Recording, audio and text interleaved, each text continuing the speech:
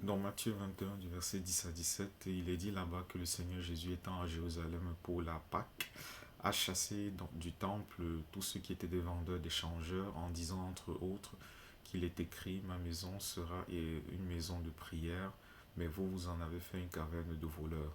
Et c'est après les avoir chassés qu'il est dit que des aveugles et des boiteux se sont approchés de lui dans le temple, ils ont été guéris. Et il est même aussi dit à la suite que des enfants ont chanté des louanges du Seigneur, ont crié en fait célébrant les louanges du Seigneur étant dans le temple. C'est dire que de ces aveugles, de ces boiteux-là ont trouvé solution auprès de Jésus après que Jésus ait purifié le temple des pratiques qui n'honoraient pas Dieu, qui avaient cours.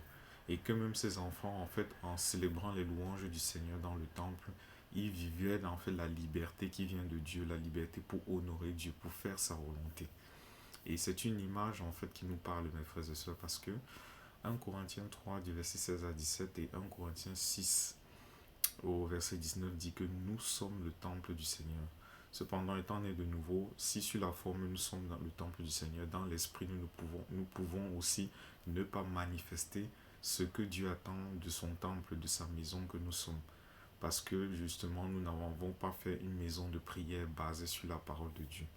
Jésus dit dans Jean 10 au verset 10 qu'il est venu pour que les brebis aient la vie et qu'elles soient dans la plénitude. Déjà la plénitude de cette vie-là.